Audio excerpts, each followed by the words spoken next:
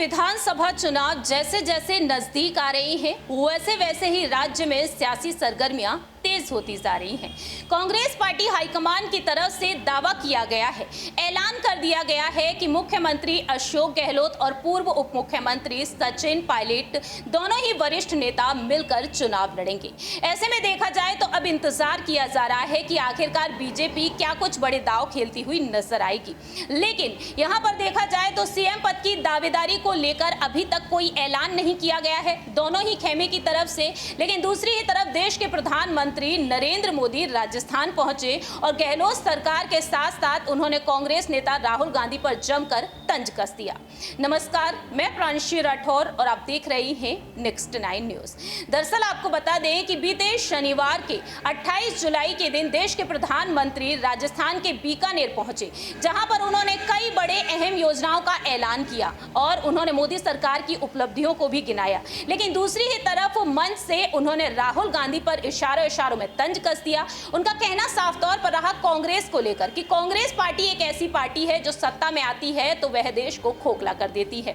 लूटपाट यहां पर देखने को मिलती है। अब देखा जाए तो यहां पर देश के प्रधानमंत्री ने गहलोत सरकार पर भी जमकर तंज कस दिया। जी हां, आपको बता दें कि प्रधानमंत्री नरेंद्र मोदी अब तक कई दौरे करते हुए नजर आए हैं राजस्थान में और सचिन पायलट के गढ़ में भी वह हुंकार भरते हुए देखे गए हैं। जहां एक तरफ बीते साल वह देवनारायण भूमि पहुंचे थे, जहां पर देवनारायण कॉरिडोर को लेकर आशंकाएं जताई गई कि कहीं ना कहीं बड़ा ऐलान कर सकते हैं। सचिन पायलट का यह गढ़ माना जाता है। सचिन पायलट गुर्जर वोट बैंक को संभालते हुए नजर आते हैं और गुर्जर वोट बैंक पर कहीं ना कहीं बीजेपी एक बड़ी सेंधमारी करती हुई देखी जा सकती है। वहीं दूसरी ही तरफ कुछ दिनों पहले ही सचिन पायलट ने जन संघर्ष यात्रा निकाली थी। अजमेर से शुरू हुई थी उनकी यात्रा और अजमेर पहुंचे थे प्रधानमंत्री। अब देखा जाए तो बीकानेर पहुंचकर उन्होंने हुंकार भरी है। सचिन पायलट और अशोक गहलोत को उन्होंने साफ तौर पर चुनौती दे डाली है। क्या कुछ कहा है प्रधानमंत्री ने, सुनिए जरा। स्थिर सरकारों को चुना है, डबल इंजन सरकारों को चुना है। वहां प्रदेश भी तेजी से विकास कर रहे हैं। लेकिन राजस्थान में जब से कांग्रेस सरकार आई है, इन्होंने क्या किया? 4 साल से पूरी कांग्रेस पार्टी और सरकार बस आपस में लड़ रही है। हर कोई एक दूसरे की टांग खींच रहा है। अपने अपने गुट को मजबूत बनाने के लिए खुलेआम सौदेबाजी हो रही है। एक खेमे के विधायकों को ट्रांसफर, पोस्टिंग और लूट की खुली छूट मिली हुई है ताकि वो दूसरे गुट में भाग न जाएं। ये लड़ाई केवल खेमों तक ही नहीं है, सारे मंत्री भी आपस में लड़ रहे हैं कि इस विभाग में लूट का काम मुझे मिले, वो मुझे लूटने दिया जाए। इस विभाग का काम उस विभाग को क्यों दिया गया? इस मंत्री कमीशन उस मंत्री के पास कैसे चला गया? पूरी राजस्थान सरकार इसी खींचतान में लगी पड़ी है और इस पर पूरी खींचतान के बीच राजस्थान के मुख्यमंत्री अपने बेटे का भविष्य बचाने में जुटे हुए हैं। उन्हें राजस्थान के बेटे बेटियों की कोई चिंता नहीं है। इस वजह से भी कई मंत्री विधायक उनसे खार खाए हुए हैं। आप मुझे बताइए साथियों, क्या ऐसे लोग राजस्थान का भला कर सकते हैं? राजस्थान के युवकों का भला कर सकते हैं? राजस्थान के गांवों का भला कर सकते हैं? राजस्थान के किसानों का भला कर सकते हैं? इन लोगों से राजस्थान के विकास की कोई उम्मीद नहीं की जा सकती है भाई। इन लोगों को मैं आज 2 टूक कह देना चाहता हूं। अब ये भ्रष्टाचार की नुरा कुश्ती बहुत हुई। अब लोकतंत्र के अखाड़े में जनता जनार्दन फैसला करेगी। अब राजस्थान को स्थिर सरकार चाहिए। अब राजस्थान को डबल इंजन की सरकार चाहिए। अब राजस्थान को परिवारवाद नहीं, अब राजस्थान को विकासवाद चाहिए। साथियों, राजस्थान में जब से कांग्रेस आई है, इसने एक और पहचान बनाई है।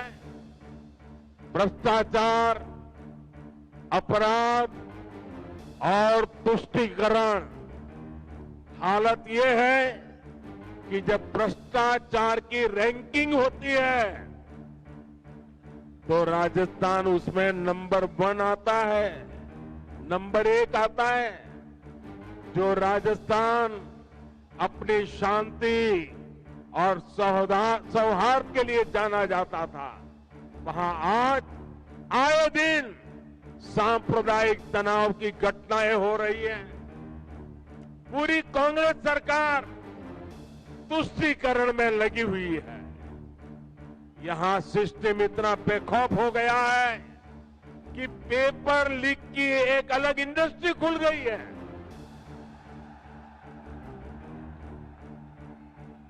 अब तक 17 बड़ी परीक्षाओं के पेपर लीक हो चुके हैं।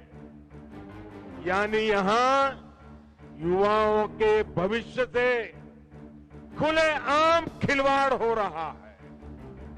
साथियों, हर जगह स्कूल कॉलेजों को राजनीति से बाहर रखा जाता है ताकि बच्चों का भविष्य खराब न हो।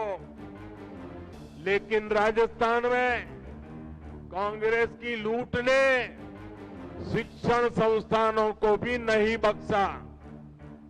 यहां के शिक्षक मुख्यमंत्री के सामने आकर कह रहे हैं कि तबादले के लिए खुली घूस चल रही है, लेकिन कहीं कोई सुनवाई नहीं हो रही। कमजोरियों पर नहीं, अपने परिश्रम पर भरोसा करना है।